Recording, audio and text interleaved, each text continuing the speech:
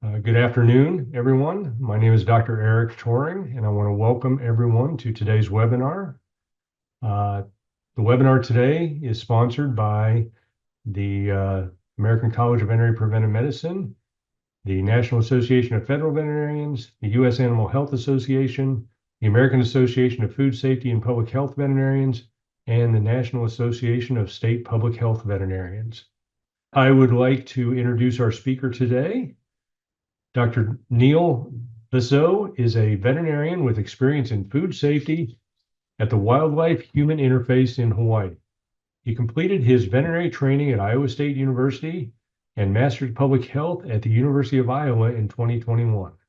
His scholarly work focuses on antimicrobial resistance, One Health, and gender equity. Neil was founding president of the International Student One Health Alliance, in which he built capacity for youth in One Health worldwide.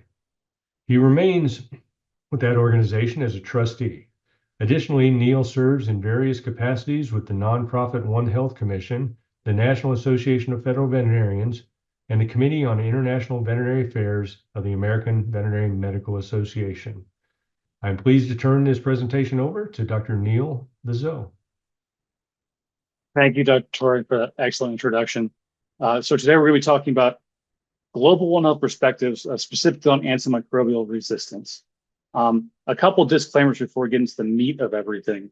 I'm going to be giving this talk, even though I have a couple different affiliations, as you heard. I'm giving this talk in my personal capacity on no one's behalf but my own.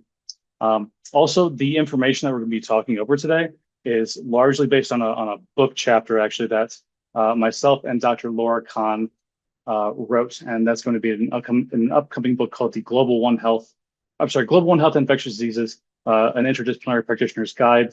And we're going to be talking a little bit about that just on the end slide as well.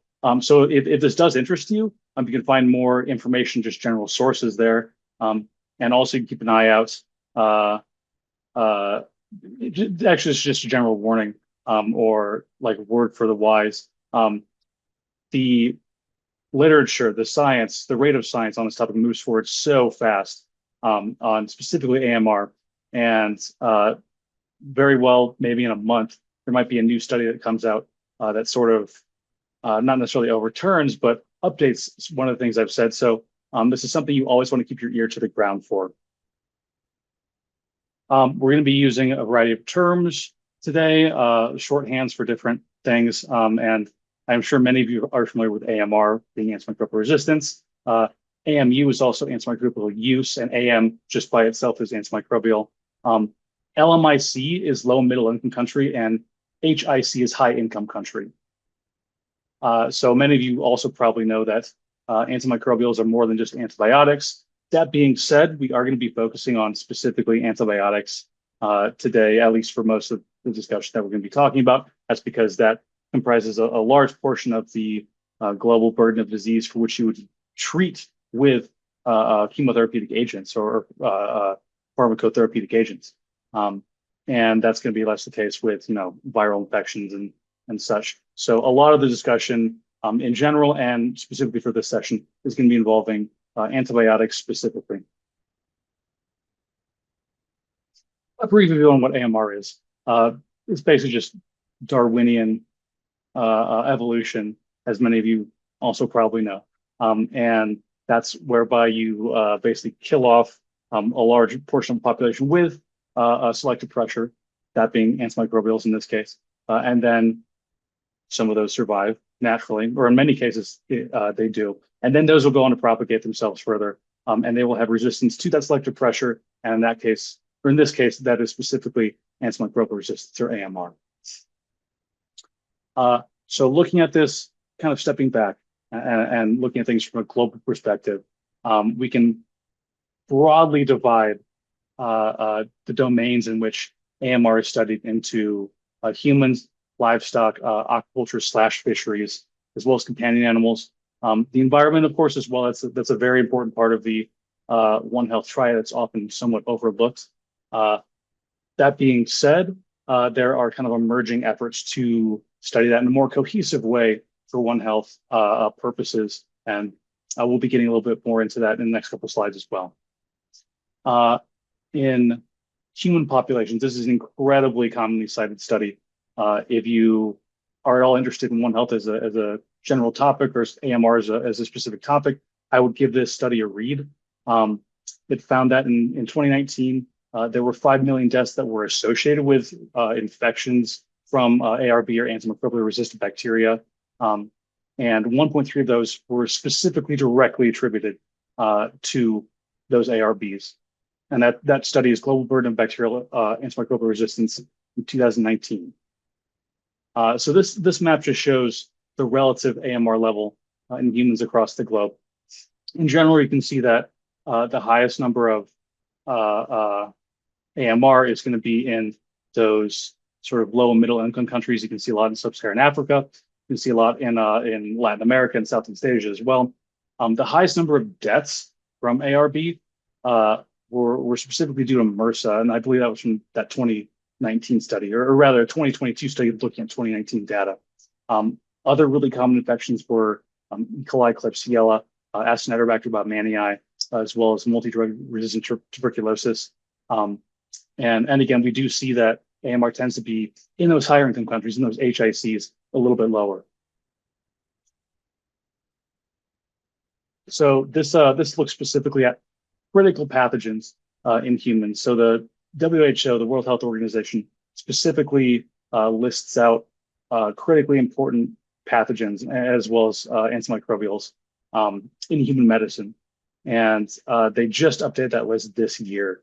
The highlighted in yellow bacteria there, those are specifically ones that have been the same between the most recent listing as well as the previous 2017 listing. Enterobacteriaceae is now actually inclusive of all Enterobacterales. So be aware of that. But there is still a substantial overlap.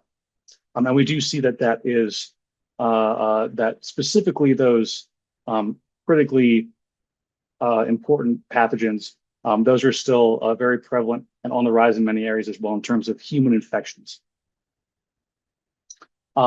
Moving over to animals, globally AMR has been increasing across those land-based food animals. Between 2000 specifically and 2018, resistance actually more than doubled in pigs and poultry, and also almost doubled in cattle, and that's both in LMICs.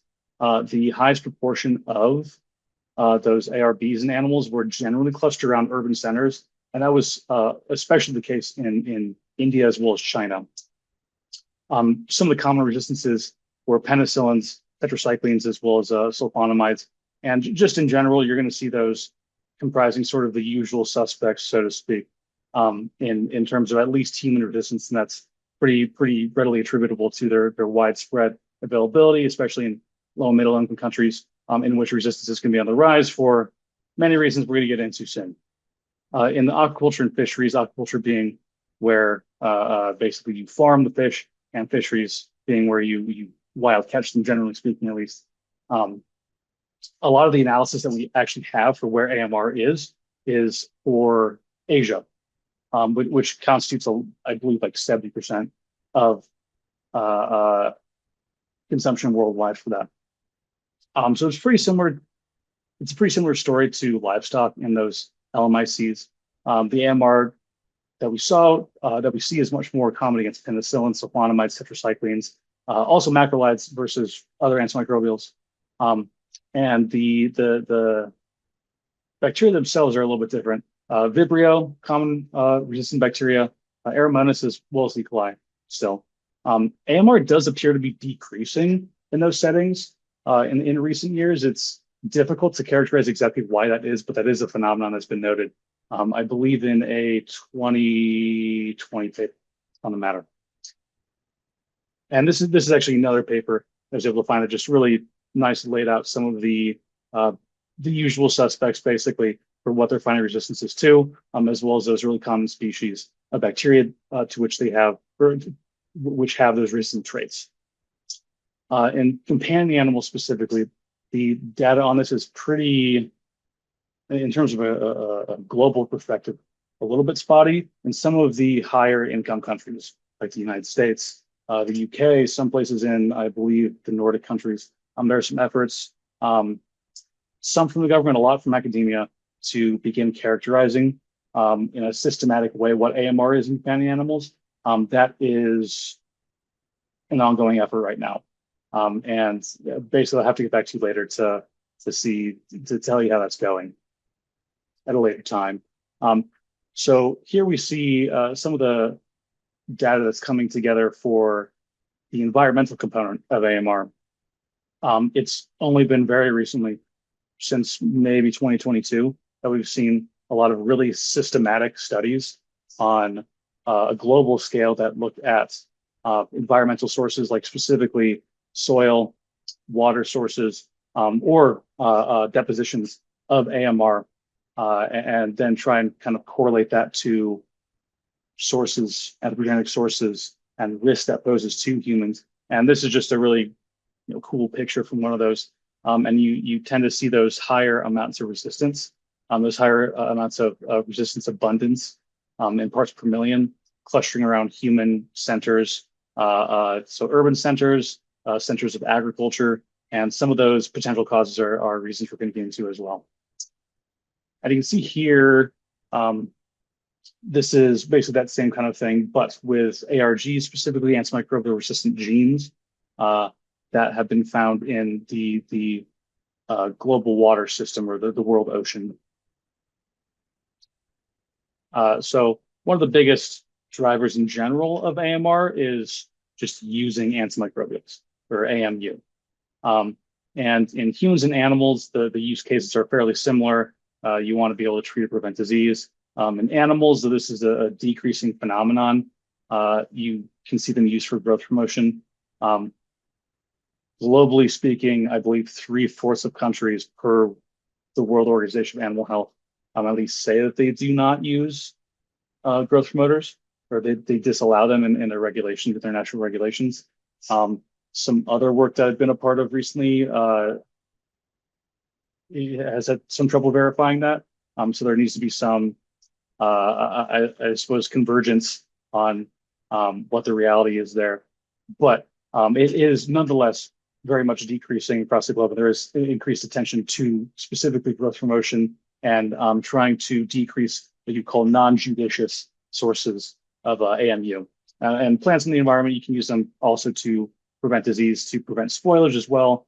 But of course, you generally don't, try and prevent their death in the same way, to the same degree that you would for a human or an animal.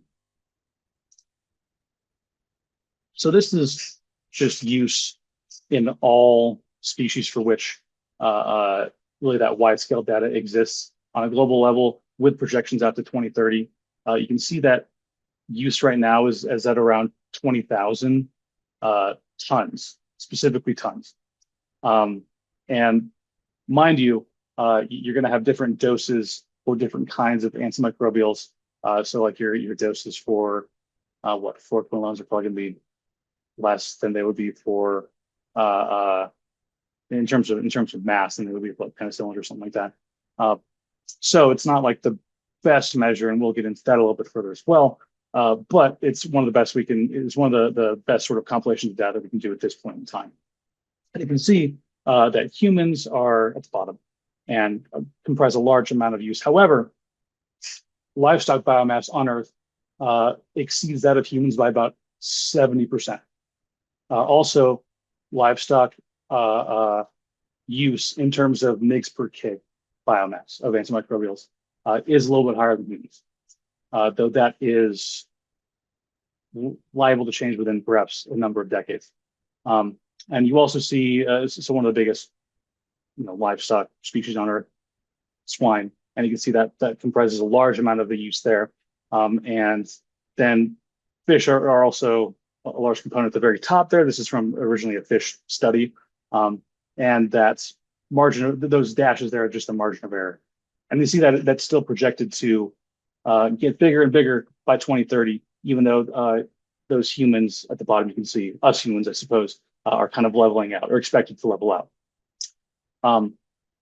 Again, we have some of the same domains that we can see kind of being separated out as to how how different One Health domains are studied for their AMR content or their AM use content.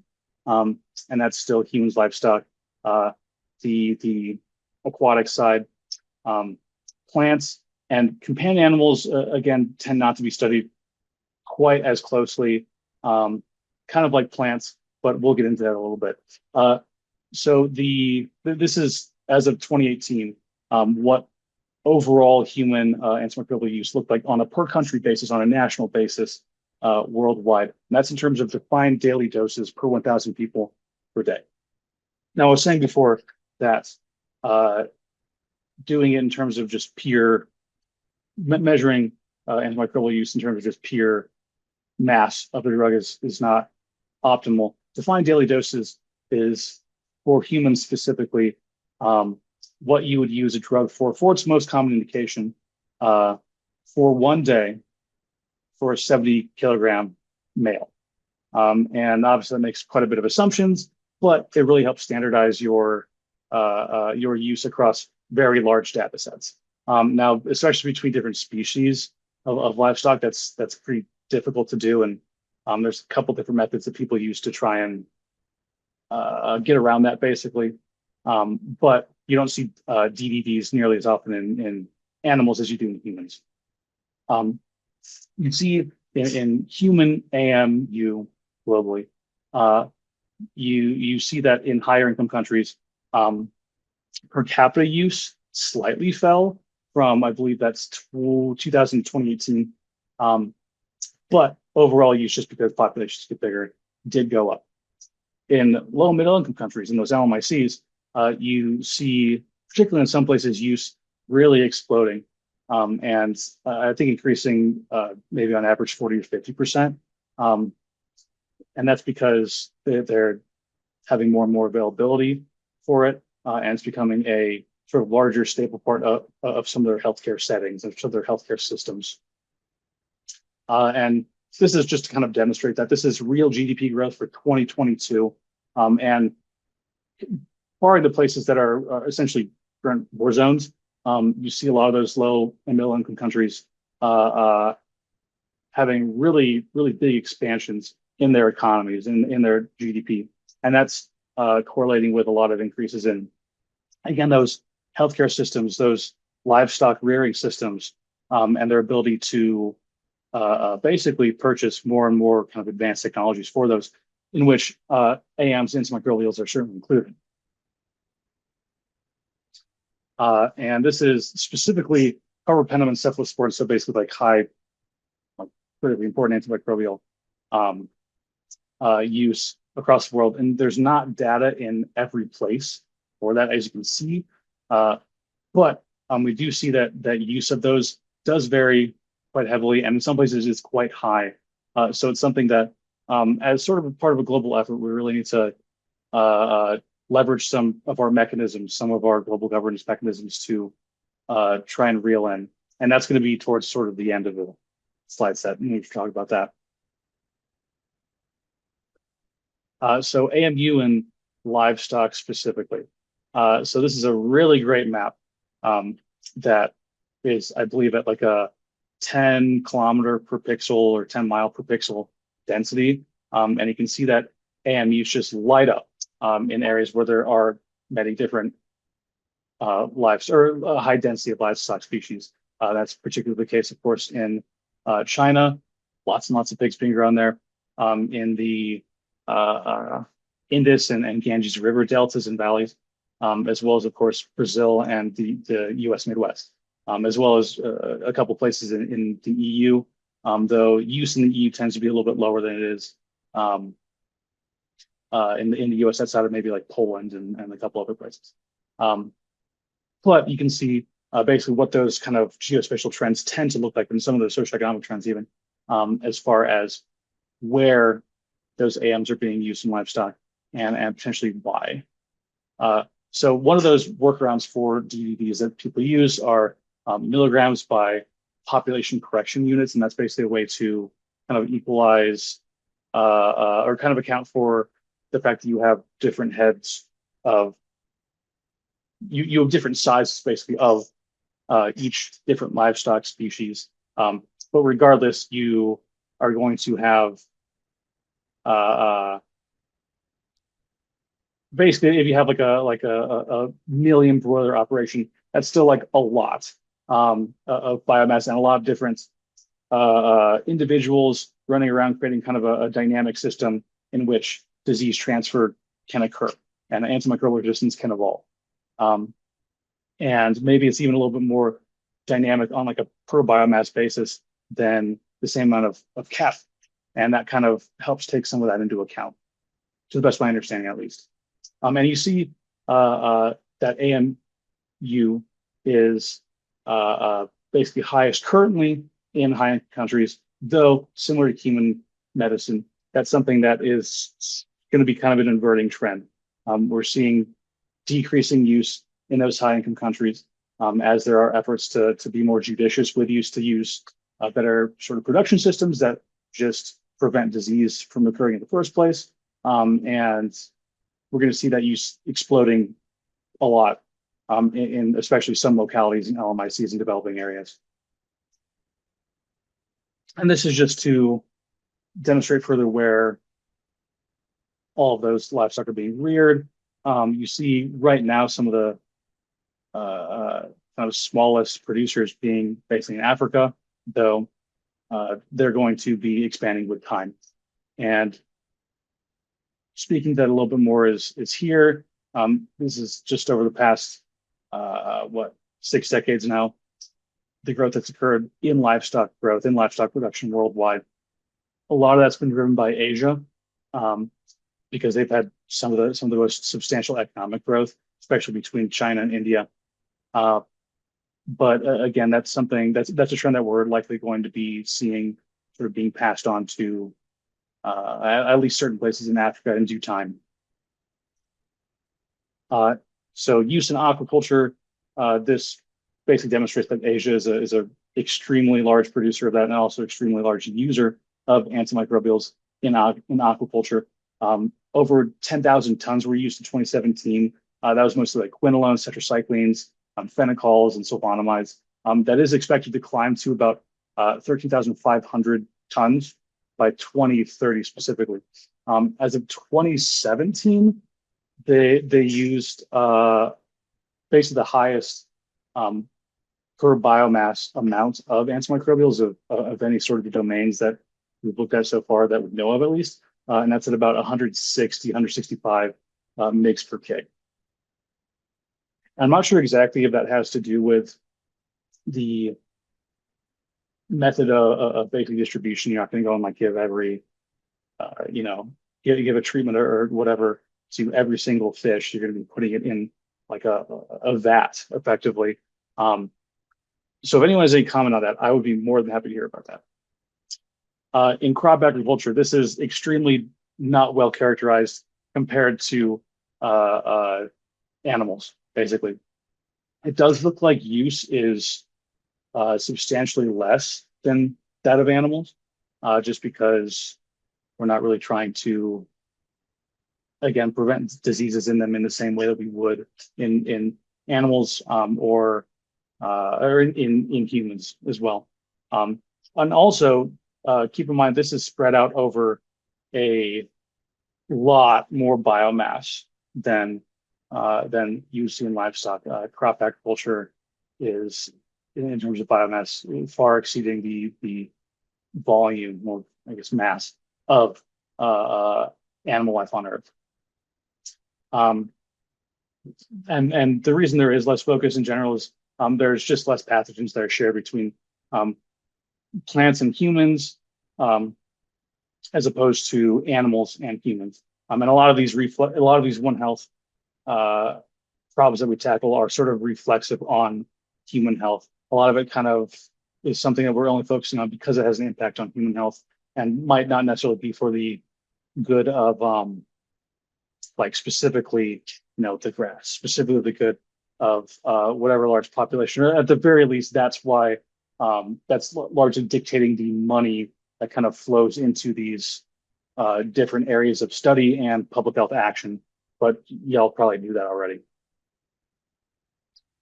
So now we're going to be looking at just different ways that AMR spreads between the environment. Um, there's a lot of different forms of AMR. The main ones are the bugs, as it were, and those are the bacteria or the microbes in general that will carry the resistance trait. You can also find drugs in the environment, uh, basically things that have not been digested, have been part of like some kind of industrial waste effluent, just basically drugs out in the environment that can create that selective pressure for any bugs that are out there and essentially spur on resistance on their lonesome. Then naked genes can also be out in the environment and via bacterial conjugation, transduction, transformation. Those can be taken up into any variety of bacteria that are competent, at least for that. Metals are an interesting case. There's a lot of co-selection for AMR and metals. So they're often included kind of in the mix of things that are very likely to spur on or essentially be indicative of AMR. A really, really important thing to note.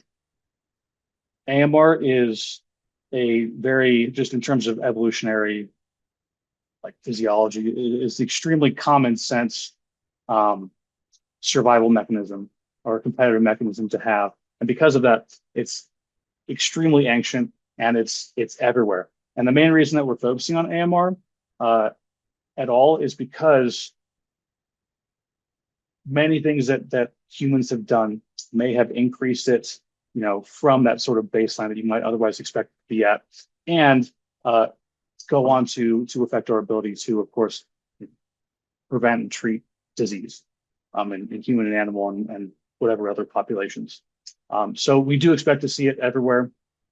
You have to go to the deep parts of the earth, like caves, the Arctic, to find what people speculate are like pre-antibiotic, kind of like microbiota and microbial environments. But those are out there, and it does present like a really interesting comparison with how different things basically are. This is just a fun little, colorful little graphic I made to represent all the different, or many of the different domains in which AMR can exist and be passed on to other domains and kind of intersect with other domains. One of the biggest kind of carriers of AMR is animal and human waste and wastewater, of which there is literally tons, literally gigatons made each year. And then that goes from maybe more anthropogenic or human society centered sources and human economic activity, basically, and then goes into the environment, and from the environment, and spread to basically everything else. And that's kind of the trend that we're going to see here. When I saw this slides from New Zealand, I knew I had to use it. Just the graphics were way too good. We're going to be looking at specifically human to human spread with that. Humans are most liable to share their environment, what microbes will colonize and have sort of pathogenic competency with other humans, as well as what prescriptions are used to treat those. So because of that, you're most likely to see bug drug combinations of clinical concern from other humans and get that from other humans. And because of that, human to human transmission has basically always been the biggest risk for human health. Chief among those is, or somewhat chief among those at least, is hospital settings. And that's because you have a bunch of people with potentially, immunocompromisations already, who are getting a bunch of different antimicrobial treatments already, and might be, very sick with many or one significant bacterial infection already. And so those tend to be extremely large and extremely significant incubators of AMR. And indeed, you see that in the waste effluent coming from those facilities as well. And then you can also expanding out sort of into the community. Community spread between families, people share a household. Very large source of that as well, very large source of spread. But it is important to note that the highest correlate of AMR emergence in human populations is human antimicrobial use. And this is as opposed to livestock use. And this is panned out in a couple of more recent studies that are more sort of correlative in nature and are using very large data sets and are very ambitious and impressive in that respect. But you do have to lose a little bit of granularity to come to those conclusions. And it is certainly something that exists for future work to sort of reinforce. Yeah, in the hospital, ARV continues to be a really big driver of infections in human populations. And this just kind of zooms in on that a little bit further, just to show specifically those hospital settings.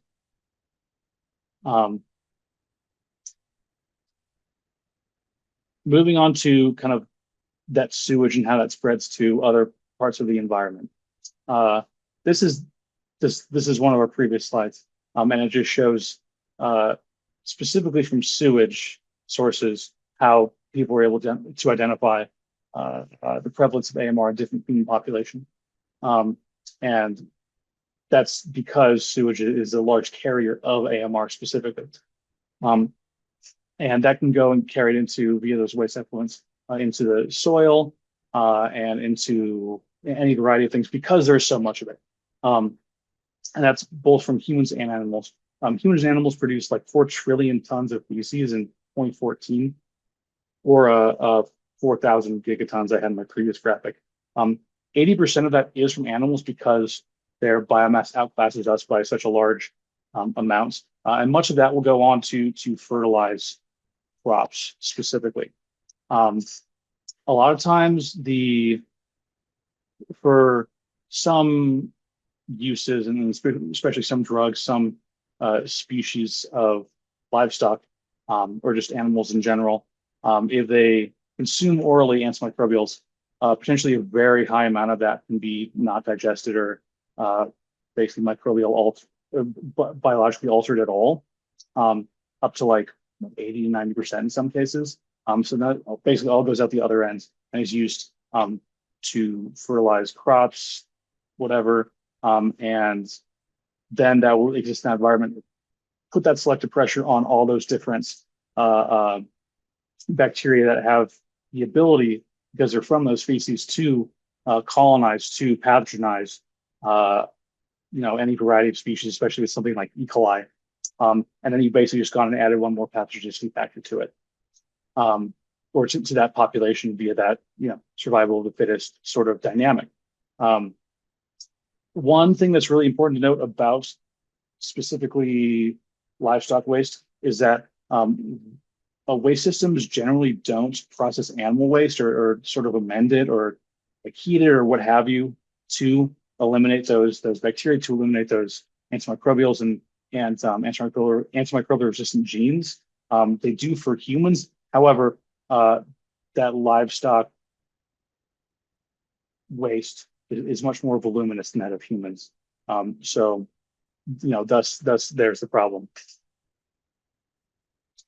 And that's kind of a wider scale shot of that same exact graphic to show exactly how from all those different sources, those sources of waste would then go and flow through different surface water systems, perhaps even into the oceans. And soil is also so significant because it comprises a huge reservoir of bacteria, and in fact has basically half of all the bacteria and microbial life on Earth. And a bunch of fertilizer, a bunch of wastewater is going into that. A bunch of surface water is interacting with that. And that's why it's such a huge linchpin basically in the chain of transmission of AMR. When you're looking at specifically soil, ARGs are what are most commonly studied. And that's because you can do a lot of really high throughput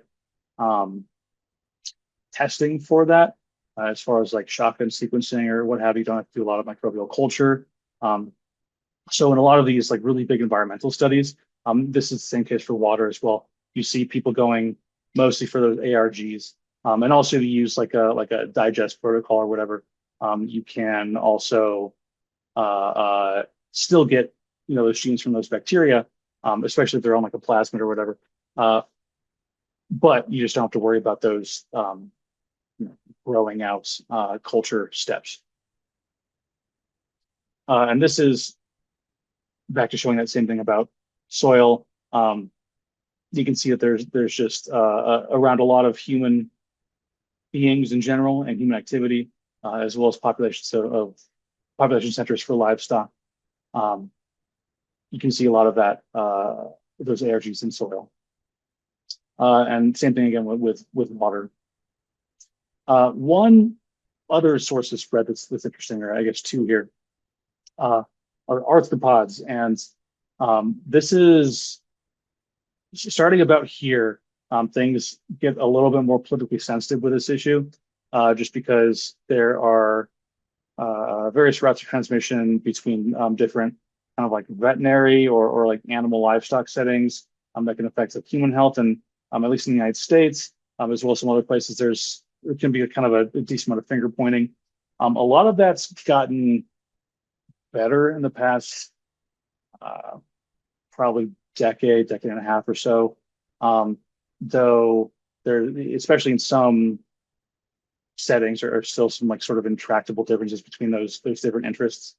Um, it is something upon which different actors from different kind of perspectives are slowly but surely converging a bit more and more on a sort of shared reality, or a sort of mutually identified reality with regard to AMR. So arthropods, particularly the housefly, can serve as big bacteria vectors. Generally, they're just mechanical vectors. That being said, those bacteria can multiply on the surface of them, on their carapace, as well as in their GI tracts. And of course, those bacteria can be resistant to antimicrobial. Uh, Bacteria can also be aerosolized in various forms of particulate matter. And indeed, you are able to find in some places in China ARGs just kind of floating around the air in urban environments in China.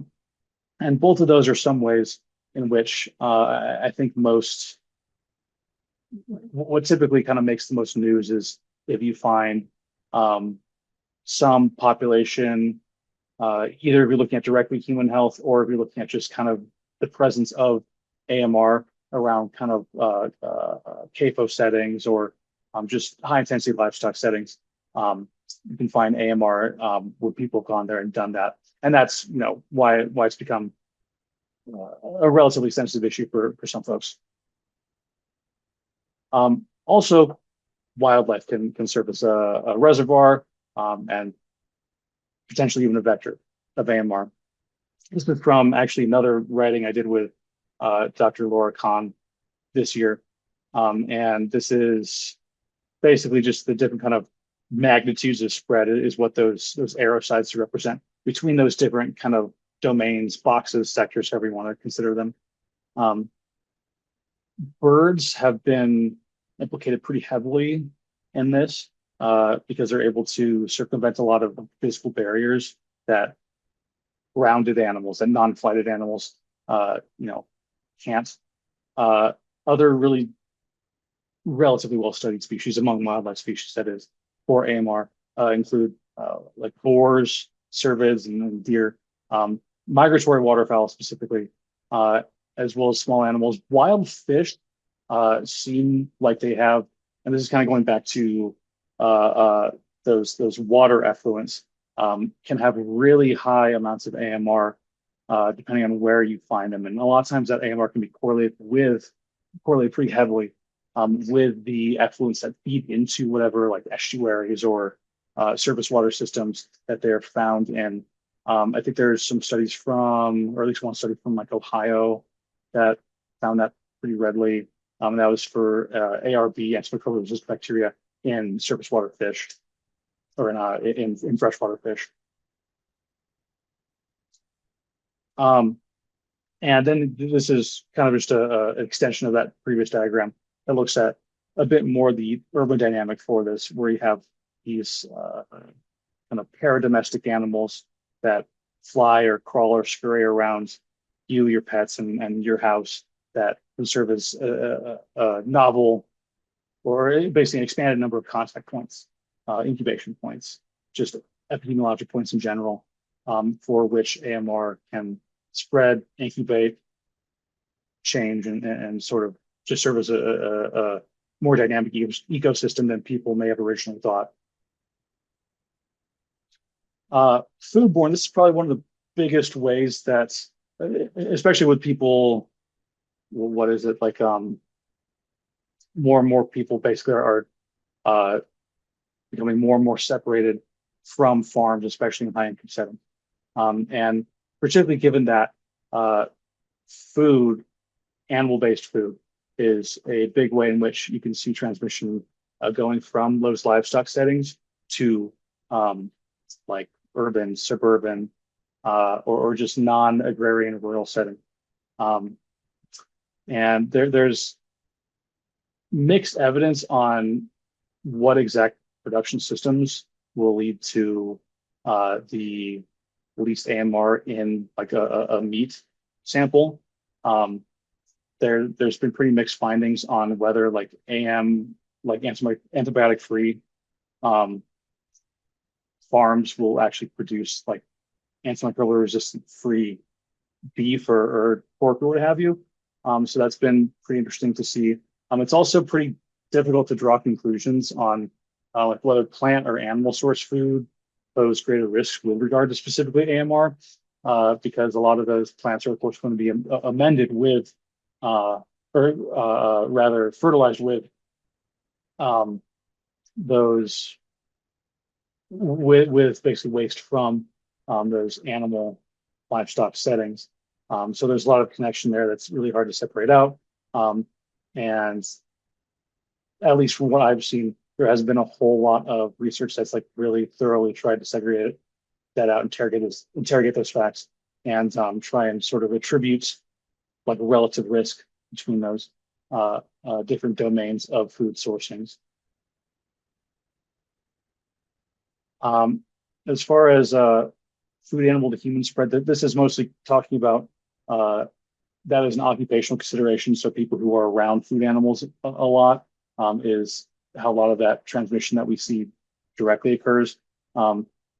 Generally speaking, if you're like a veterinary or animal health worker, or just like a animal caretaker, or otherwise working on animals a lot, you're going to have more of an occupational risk for picking up AMR from those animals.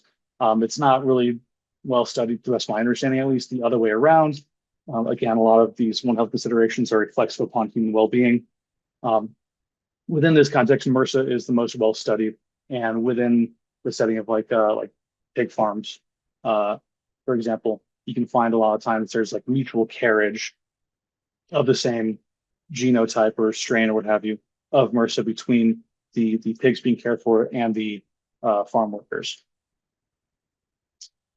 Companion animal to human, in some ways is similar to human to human spread because they live together basically so closely in so many cases. They often nowadays will like share like a bed or something like that. And with that we see like a very common bidirectional spread. And the research on this is really emerging. Although some common trends are starting to be made known. One of the most commonly studied types of pathogens is MRSA in this case. And those pets and humans can share MRSA genotypes. They can also just carry it, or they can have be infected by it for either the human or non-human animal. And this can also occur in domestic, like household pet owner settings, as well as in veterinary care settings. And there's, I think, been at least one, maybe a couple other papers on these sorts of like zoonotic outbreaks that happen from like a horse or a dog or whatever in a veterinary teaching hospital. as far as wider scale correlations, and basically trying to correlate uh, the four different kind of, I'm just going to say, domains of human AMR and human AMU and animal AMR and animal AMU. There's been a couple like international, one actually like global effort that I've seen to uh, try and correlate, try and find the strongest correlates between those different dimensions of AMR. One of the biggest, I guess, jurisdictions that does that is the European Union. Um, and again, it's very like correlative. It's hard to, I guess, find like, but basically a lot of people probably want more evidence to draw conclusions than maybe what's being done there. But it is like a very noble effort, I would say, regardless.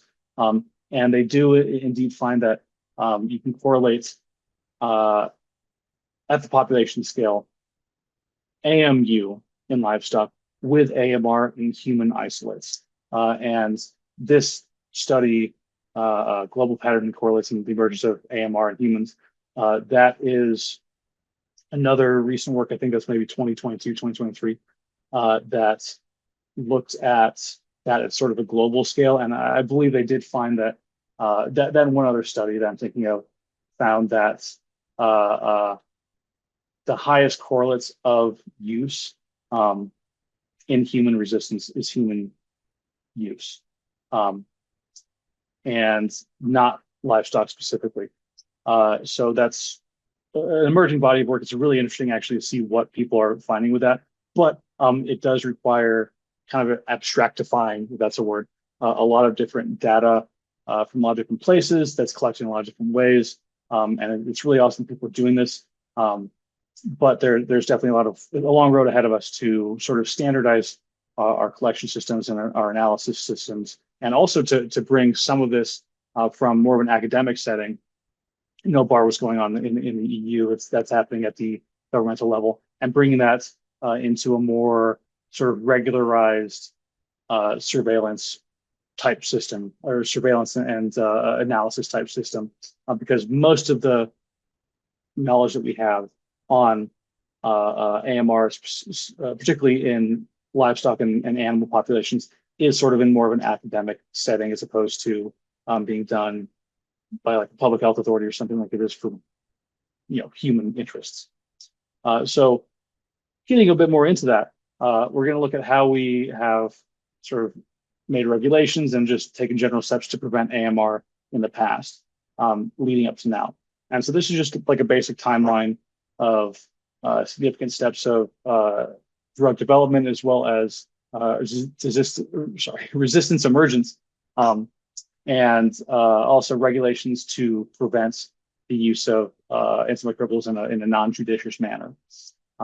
And that leads up to significantly in 2022, a lot of preventive use in basically prophylactic use in the EU was basically banned, or there's like a lot more kind of hoops you have to jump through in order to use antimicrobials for kind of like preventive purposes there, though it is still possible, to the best of my understanding. And the United States, of course, has implemented a lot of regulations, particularly starting in 2017 as well, with banning AGPs. Though, of course, you still can use ionophores, or like those are still very specifically indicated for some species, at least for growth promotion. However, you don't use ionophores for anything except, I believe, experimental cancer treatments, like very niche, relatively, in humans. So it's not used as an antimicrobial agent in humans.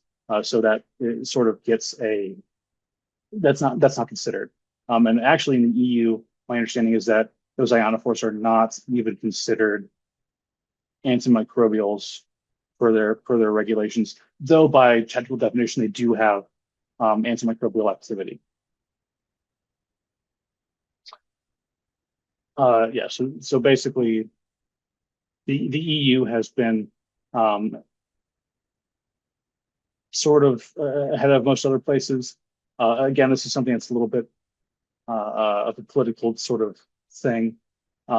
Basically, the EU has tended to be sort of earlier than other countries, or more sort of severe or significant in the restrictions that they implement on those antimicrobials and their use, particularly in livestock settings.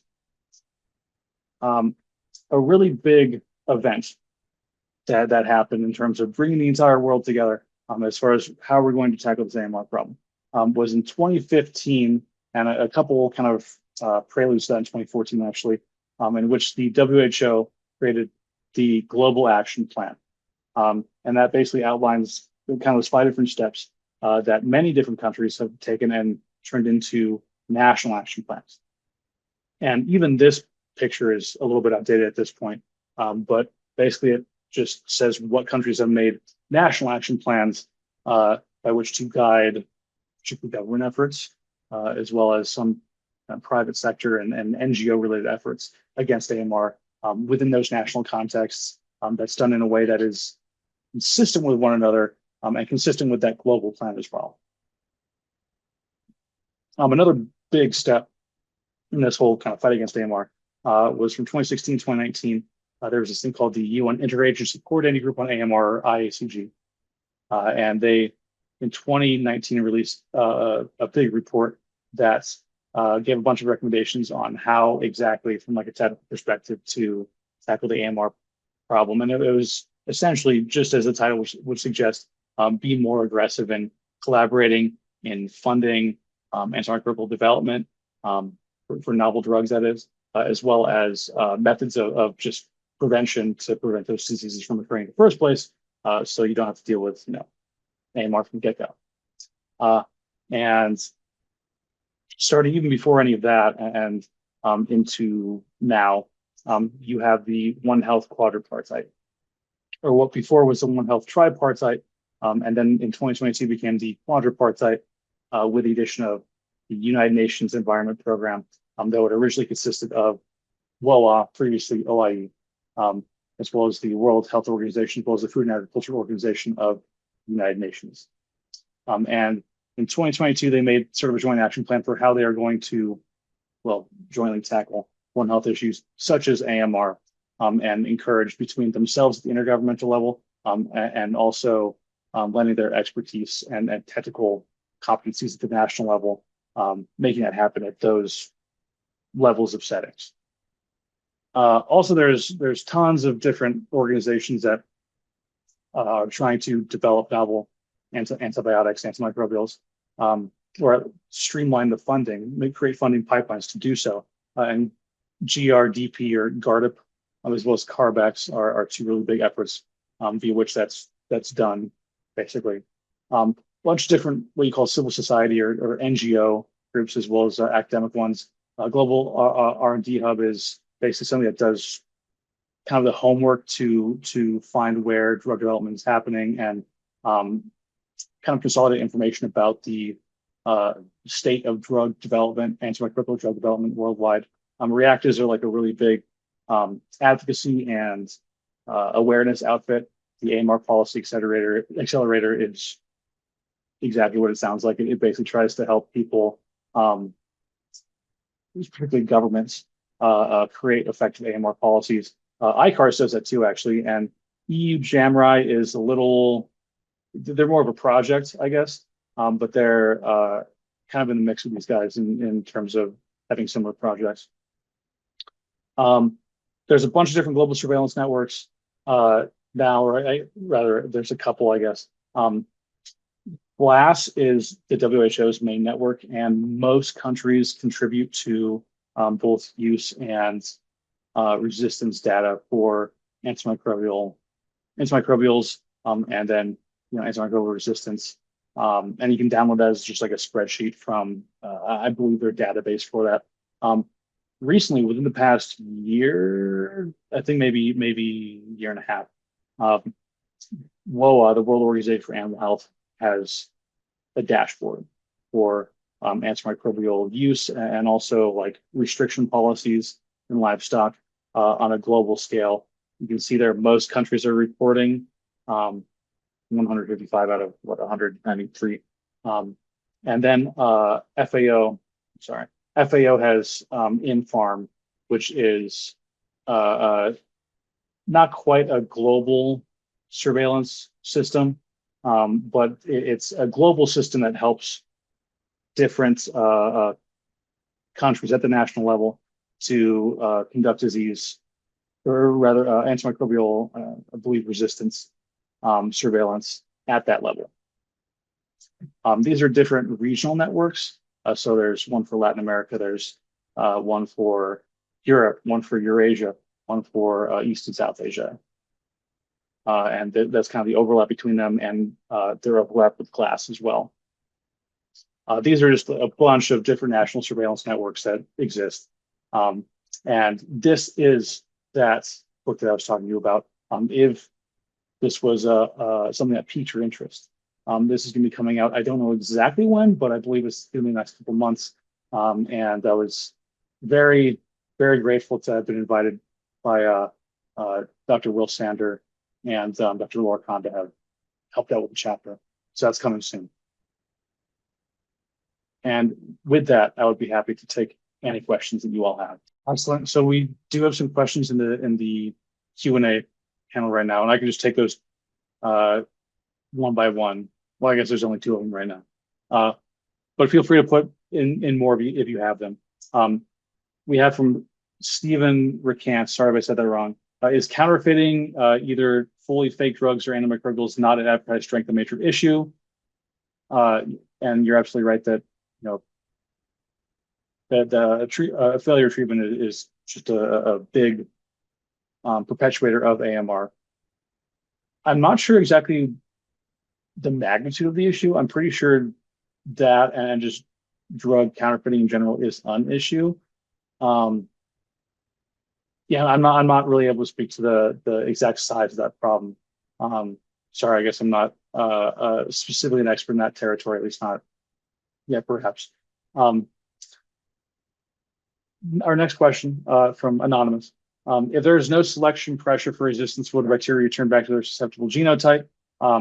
Or does the resistant genotype not cause any issue with their survival? Do they remain resistant until a new selective pressure comes along? Trying to understand if there are negative impacts of resistance on bacteria. Really great question, really great question. So in evolutionary biology and ecology, resistance or basically any sort of trait that you stack on, if you have to produce a new pump, if you have to produce a new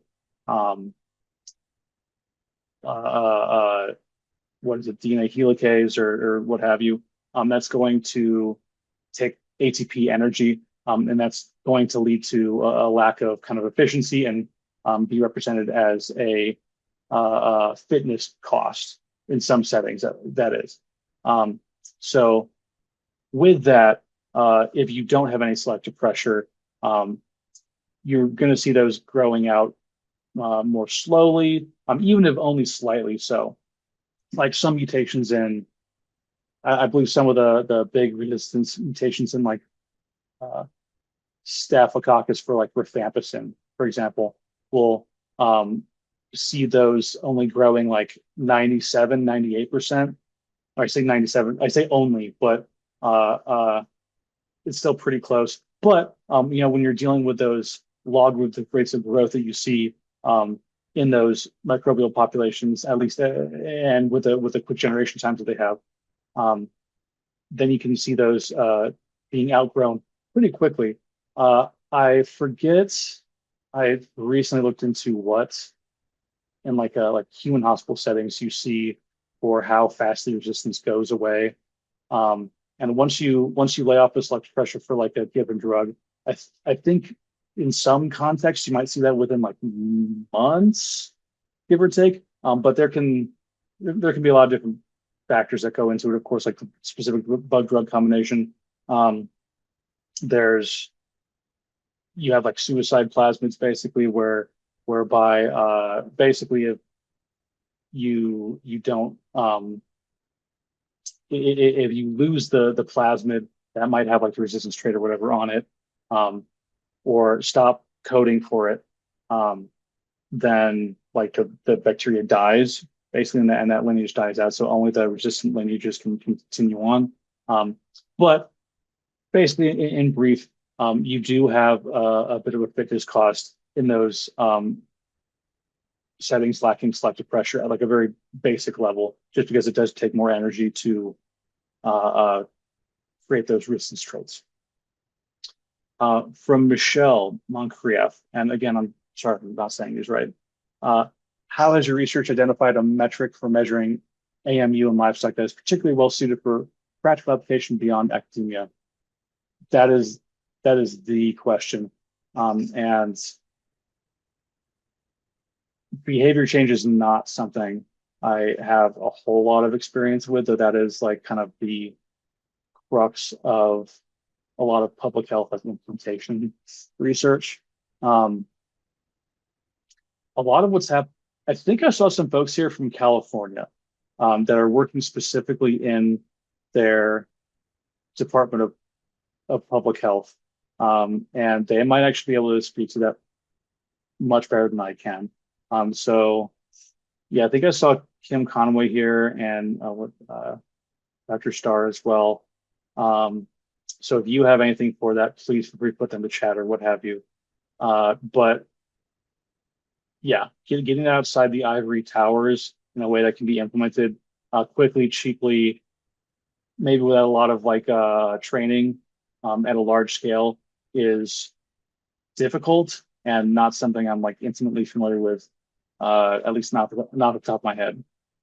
I do not eat farm shrimp from Asia, to answer this last question here. Was there anything in the chat that was relevant? I didn't see any. If you wanted me to activate you mentioned a couple of attendees. If they had any comments, if you wanted me to activate their microphones, I could. But yeah, like if they want to talk, yeah, I don't want to put anyone on the spot. yeah. But I haven't seen any hands raised or anything in the chat. okay. All right. Well, so last call for questions. Nope, Kim Conway. Oh, yeah. So what I was what we were talking about was um efforts to characterize AMR in livestock populations that are readily applicable outside of like academic settings. And I'm not sure if that's more of a California like Department of Ag question, but I think that's a good California question in general. Oh, yeah, thank you. Can you hear me? Yes, yes. Yeah. So our California Department of Food and Agriculture has a really wonderful antimicrobial use and stewardship program, and a lot of their work is taking things like antibiograms from like the lab and the pharmaceutical like world of research and translating them into ways that can be practically applied on farms and for veterinarians. So I don't work with them, but I'll put the link to their program in the chat. They're a really wonderful program. Excellent. Thank you, Kim. And Yeah. yes, now you mention it, there was a Currents in One Health article, like basically where JAVMA and the American Journal of Veterinary Research have like duly published articles, and one of them is out of California and it's focusing specifically on their antibiogram program. That might be a little bit more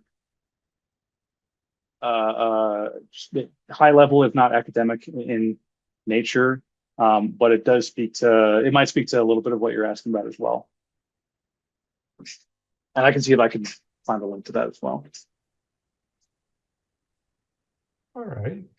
Well, we definitely are very appreciative of you, Dr. Vizot, for your time, for the knowledge and information that you provided during this very significant topic. I want to thank you. I want to thank everybody that attended. I'm going to turn it over to Dr. Stephen Castle, the chair of our Continuing Education Committee, to see if he has any final comments. Thank you, Eric. Again, I want to say thank you to Neil for the presentation, and I thought it was very well received.